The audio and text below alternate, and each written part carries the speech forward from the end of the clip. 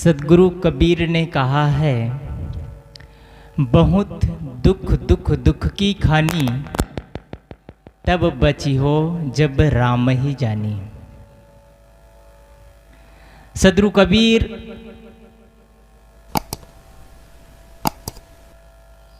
एक ऐसे अद्वितीय महापुरुष हुए हैं, जब जैसी परिस्थिति देखते तब वैसे ही उत्तर देते हो। जहाँ जाते बाजारों में, गलियों में, कहीं भी लोगों की स्थिति देखते और दो चार लोगों के बीच में ही अपनी बातें कहते। लोग दुखों से घिरते चले जा रहे हैं। उन परिस्थिति को देख करके सद्गुरु कबीर साहब कहते हैं, ऐसी परिस्थिति नहीं है। उनके पास आलीशान बंगले हैं, अच्छे मकान है, पत्नी है, बच्चे हैं, बहू है, बेटे हैं, माँ है, पिता है, गाड़ी हैं, घोड़े हैं, सब कुछ है। लेकिन देखते हैं सद्गुरु कबीर साहब कि आदमी पर भी वो दुखी है, पर भी दुखी है, सब कुछ होते हुए दुखी है। घर के अंदर में मंदिर भी है और घर के अंदर श्री राम भगवान की मूर्ति भी बिठा करके रखे हैं, पर भी वो आदमी दुखी है। तब सद्गुरु कबीर साहब कहते हैं, बहुत दुख दुख की खानी, 3 बार कहते हैं, बहुत दुख दुख दुख की खानी, तब बची हो जब राम ही जानी। कोई चीज़ को दोहराना हो, कोई चीज़ को यानी साबित करना हो जोर लगा करके, तो उसको कई बार कहा जाता है। राम ही जानी, कौन से राम है? सद्गुरु कबीर साहब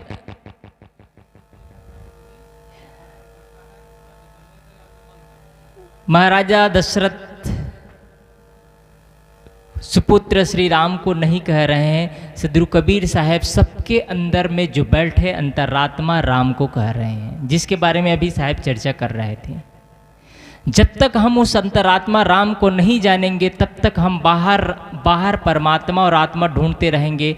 तो बाहर से मिली हुई चीज़ तो छूट जाती है। जो भी चीज़ आप बाहर से पाएंगे सब छूट जाएगा, कभी साथ नहीं जाएगा।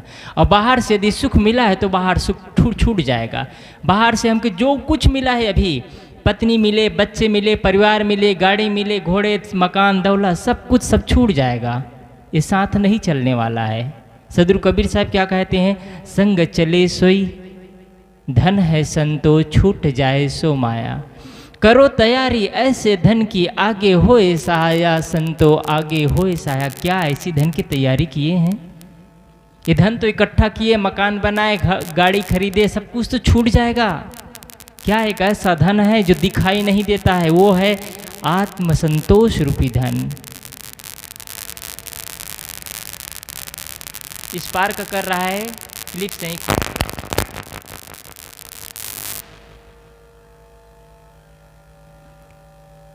ऐसे धन की जरूरत है हम सबको। उस धन के बिना हर आदमी दुखी है। जो अपने आप से प्रेम करेगा वो क्या दूसरे से घृणा करेगा? जो अपने अंतरात्मा को राम को जान जाएगा वो कहीं बाहर राम के लिए दौड़ते फिरेगा? यदि श्री राम ही सब कुछ है तो राजा दशरथ क्यों बिलखते विलखते तड़पते तड़पते मर गए? राजा श्री राम आदरणीय महापुरुष है, लेकिन श्री राम ने कभी नहीं कहा कि मेरे नाम जपने से तुमको मुक्ति मिल जाएगी, तुमको मोक्ष मिल जाएगा, तुमको आनंद मिल जाएगा। श्री राम कभी नहीं कहे। उनके पुजारियों ने ये सब गढ़ दिए। अगर वैसा होता तो उनके ही पिता उसको पुकारते नहीं रह जाते। तो फिर दुख कहाँ से, समाधान कहाँ है? अपने अंतरात्मा अंदर राम है, उसको जाने हम। और यही राम को नहीं जानते हैं, इसलिए बद्रीनाथ, काशीनाथ, प्रयाग में, दुनिया में ढूंढते हैं। मस्जिद में, काबा में, कैलाश में, कहीं भी जाते हैं, सुख और शांति नहीं मिलता है, राम नहीं मिलता है। कोई आदमी के पास में थोड़ा पैसा नहीं, 1 करोड़ रुपया हो और 1 करोड़ रुपया लेकर के दिल्ली जैसे शहर में चले जाए और वहाँ जा कर के कहे, भाई साहब मुझे 1 तोला सुख दे दो, तो जितने जगह जाएंगे कहेंगे सारे लोग, कहीं आदमी पागल तो नहीं है? सुख से पैसा से सुख खरीदना चाहता है। कहीं हम लोग भी तो ऐसी स्थिति नहीं है? इसका मतलब धन नहीं चाहिए, नहीं, धन चाहिए, लेकिन उससे ज़्यादा कहीं महत्वपूर्ण है अपने अंतरात्मा में संतोष महसूस करना, जो मिला है उसमें संतोष महसूस करना, प्रेम करना सीखना, समर्पण चाहिए, त्याग चाहिए जीवन में, तब आनंद मिलता है। इसके बिना तो जीवन खोखला है। जो आदमी मीठे वाणी का प्रयोग नहीं कर सकता, अभी साहब कहानी कह रहे थे, अधूरी हो गई। उनकी माँ की मृत्यु कैसे हो, महाराज जी से यही पूछते हैं। महाराज जी उनको कहते हैं एक काम करना, तुम अपने जा कर के, साहब जी कहे बहुत मेहनत करना पड़ेगा, तुम अपनी माँ की खूब सेवा करना, खूब सेवा करना, उसको अन्न अच्छा खिलाना, पौष्टिक चीज़ खिलाना, लेकिन उनके भोजन में एक चीज़ मिला देना, वो पुड़िया देते हैं। और वो जब जब वो भोजन करती बुढ़िया माँ, उनकी सासू माँ, तब तक उनका तबीयत अच्छा होता जाता, हष्ट पुष्ट बुलिष्ट होती जा रही है। और देखती है उनकी सासू माँ, क्या हो गई मेरी बहू को, मेरी इतनी सेवा करती, इतना प्रसन्न हो गई, बहुत प्रसन्न हो गई। अब इतना प्रेम हो गया उनको अपने बहू से, इतना प्रेम हो गया, इतना प्रेम से बोलती अपने बहू को। अब जो बहू चाहती थी कि मेरी सासू माँ खत्म हो जाए, मर जाए, वही दौड़े दौड़े महाराज जी के पास फिर से जाती है। अब मेरी सासू माँ खत्म हो जाएगी, ऐसा आपने कहा था, अब मुझे उनकी मृत्यु नहीं चाहिए, उनका जीवन चाहिए। बदल गया, जीने का अंदाज बदले, नक्शे बदल गए, जीने के तरीके बदल गए। घर नरक था, घर स्वर्ग हो गया। घर में कोलाहल मचा था, अब घर में प्रेम का संचार होता है। जहाँ सास और बहू थी एक दूसरे से कटाकट चल रही थी, वहाँ माँ और बेटी हो गई। जीवन का नक्शा बदल गया ना संत के पास जाने से। इसलिए अपने अंदर आत्मा राम है, बाहर राम के लिए भटकने की जरूरत नहीं है। आदरणीय श्री राम महापुरुष है, उसको माने, आप मानते हैं, अच्छी बात है, लेकिन जब तक हम अपने अंतर आत्मा राम को नहीं जानेंगे तब तक बाहर श्री राम कुछ भी हमारे नैया पार नहीं कर सकते हैं। इसलिए बहुत दुख की खानी तब बची हो जब राम ही जानी। ये पूरे संसार दुखों की खानी है। उनकी शिकायत करना छोड़े जीवन में। सबसे बड़ी चीज़ ये है, बहू की, बेटे की, सास की, ससुर की, ननंद की, भौज की, देरान की, जेठान की, पड़ोसी की शिकायत मत करिए। शिकायत करना मतलब अपने लिए खाई खोदना है, और अपने ही लिए हम खाई खोदने के लिए तैयार है। कोई गलत है, आपकी बहू गलत है या आपकी सासू माँ गलत है, रहने दीजिए गलत। आप उनसे प्रेम से बात करके उनकी गलती को बदल सकते हैं। आप में वो क्षमता है, योग्यता है, उनको प्रेम से सही दिशा में ले जा सकते हैं। उसकी गलती के लिए भगवान के पास मत जाइए, गलती कहीं और प्रार्थना कहीं और। समाधान नहीं है, समाधान नहीं। जो गलती करते हैं उनके पास समाधान है। जिनसे हमने गलती किया उनके पास जा कर के क्षमा मांगे, ये समाधान है। इसलिए हम पूरे संसार दुखों की खानी है, इस दुखों की खानी से बचना है तो अपने आप से पहला प्रेम करना सीख ले। जो आदमी अपने आप से प्रेम करेगा वो दूसरा से घृणा नहीं कर सकता। जो आदमी अपने आप से प्रेम करेगा वो पड़ोसी से घृणा नहीं कर सकता। जो अपने से प्रेम करेगा वो माँ से, बेटी से, सास से, ससुर से, पिता से, पुत्र से, किसी से घृणा नहीं करेगा। क्योंकि जैसे अपना आपा प्रिय है, वैसे भी तो उनका अपना आत्मा है, वैसे भी तो उनका मन है, वैसे भी तो उनका जीवन है। जैसा मेरा जीवन है, जैसा मैं सम्मान चाहता हूँ वैसा वो भी सम्मान चाहता है। जैसा मैं अच्छा जीवन चाहता हूँ वैसा वो भी जीवन अच्छा चाहता है। तो हम क्या करें, दूसरों को हम सम्मान दें, दूसरों को सम्मान दें। और दुखों से बचने का यही एक तरीका है कि आत्मचिंतन करें, आत्मचिंतन करें। आज मुझे सुंदर जीवन मिला है, न जाने कब इसकी मौत आ जाए, कब इस शरीर का अर्थी निकल जाए। शरीर के अर्थी निकलने से पहले शरीर का अर्थ निकाल ले, शरीर के चिता जलने से पहले शरीर के चिंताओं को जला ले। यही जीवन की सार्थकता है। आज अवसर मिला है, मस्त आनंद से जी सकते हैं। आज हमारे मन अच्छे हैं, तन अच्छे हैं, सुंदर परिवार मिला है, सुंदर समाज मिला है, सुंदर वातावरण मिला है। आज हम अपने मन में जो कुंठा ग्रसित हैं, हम उनकी शिकायतें हैं, उनसे हट करके एक बेदाग और सुंदर जीवन का निर्माण आज भी कर सकते हैं हम। आज भी अवसर है हमें।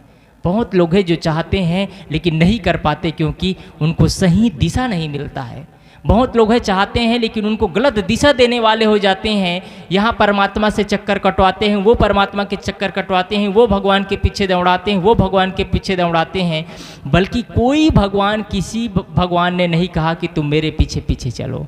सभी भगवान ने यही कहा कि अपने आप में ही सुख और संतोष अपने आप में ही प्रेम है। अपने आप से प्रेम करो, परिवार से प्रेम करो, समाज से प्रेम करो, तो प्रेम बढ़ता चला जाएगा और दुखों से बचने का यही एक रास्ता है। बस इतना ही कहकर अपने वाणी को मैं विराम देता हूँ। बोलिए सद्गुरु देव की जय। बहुत ही सुंदर विचार हम सब ने सुना। सद्गुरु कबीर साहब की वाणी के आधार पर, बहुत दुख दुख दुख की खानी, तब बची हो जब राम ही जानी। हम सब राम को जानना चाहते हैं, लेकिन कौन से राम को? महापुरुष जो हुए हैं उसको जानना चाहते हैं।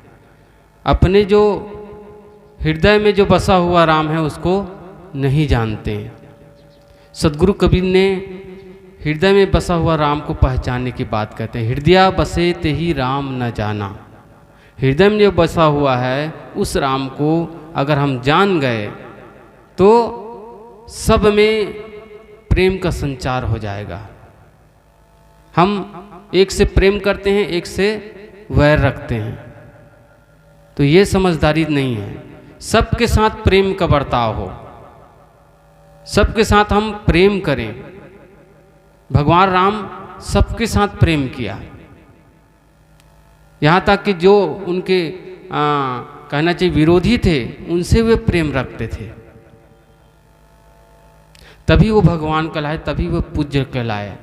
अगर हम भी भगवान राम की भांति रहना चाहते हैं, उसको पाना चाहते हैं, तो उसके पथ को ही तो अपनाना पड़ेगा। जैसे वो कर्म कर गए, जैसे वो सिखा गए, जैसे वो आदर्श दे गए, वैसे ही हम करेंगे, तभी हम उस स्थिति पर पहुंचेंगे। केवल मंदिर में चल दिए और राम राम राम राम करते गए, लेकिन जीवन में कोई सुधार हुआ नहीं। मन में जो बुराइयां हैं वो निकला ही नहीं, तो फिर क्या मतलब पड़ा? राम भजन का मतलब ही है जीवन के सारे दोष दुर्गुण वो निकल जाए। अगर जीवन के सारे दोष दुर्गुण निकल जाए, समझिए हम शुद्ध हो गए और राम में ही प्रतिष्ठित हो गए। हम राम को इसलिए नहीं जानते कि हमारे जीवन में अज्ञानता की परत पड़ी हुई है, पर्दा लगा हुआ है, मोह माया की पर्दा लगा हुआ है। इस कारण से जो अंदर के राम है उससे हम भेंट नहीं कर पाते। सदगुरु कबीर ने कहा है, द्वारे तेरे राम जी मिलहु कबीरा मोहि, तय तो सब में मिली रहा मैं न मिलूंगा तो ही। अरे भगवान श्री राम तो हमारे दरवाजे पर ही आ गए हैं, अब हम क्या चाह रहे हैं? अरे भगवान जी आप दरवाजे तक ही आ गए तो अंदर भी तो आ जाइए। तो भगवान मानो उत्तर दे रहे हैं, अरे भाई मैं अपने धाम से आ करके चल करके आपके दरवाजे तक तो आ गया हूँ, कम से कम तुम्हें भी तो कुछ करना चाहिए, घर के बाहर आइए। कहने का तात्पर्य है कि हम जो कुछ भी सुनते जानते हैं, ज्ञान की बातें जानते हैं, जान लिए इतना पर्याप्त नहीं है। उसके लिए कुछ तो करना पड़ेगा, मेहनत करना पड़ेगा, पुरुषार्थ करना पड़ेगा। मैल को धोने के लिए तमाम प्रकार के संयम, साधना, सेवा का सहारा लेना पड़ेगा। और आध्यात्मिक जगत में, धार्मिक जगत में क्या यही तो फैला हुआ है कि बस आ जाओ मंदिर में, कुछ चढ़ा पूजा आरती कर लो, कुछ दान धर्म कर लो, बस हो गया काम, आपकी मुक्ति हो गई। भौतिक सुख सुविधाओं को पाने के लिए, जीवन यापन के लिए हम कितना मेहनत करते हैं, और कल्याण के लिए, शांति के लिए बस एक मंत्र बता दिए। कुछ जो धार्मिक कहलाने वाले पंडित है या जो भी विद्वान हैं उस क्षेत्र में रहते हैं, वो बता दिए बस इतना काम कर लो, बस आपकी मुक्ति हो गई। ऐसा होने वाला नहीं है। मुक्ति होने के लिए पाप कर्म जो हमारे जो कर रहे हैं, नित्य के जो गलत काम कर रहे हैं, उसको छोड़ना पड़ेगा, तभी हम उससे मुक्त हो सकते हैं। तो अभी हम बहुत ही सुंदर विचार श्रवण किए कि सबके साथ प्रेम का बर्ताव हो, किसी के साथ भेदभाव ना हो, तब हम जीवन में सुख और शांति को प्राप्त कर सकते हैं। आइए और आगे विचार हम सुनते हैं। हमारे बीच हमारे पूज्य संत श्री देवेंद्र साहब जी विराजमान हैं। आप छत्तीसगढ़ रायपुर से पधारे हैं।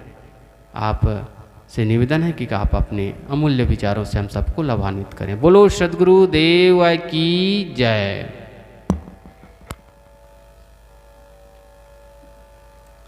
मंच पर विराजमान आदरणीय संत समाज और अपने आसन पर विराजमान पूज्य साहेब जी, इस मैलानी की धरती पर बहुत संत आते हैं और कल बालाजी महाराज का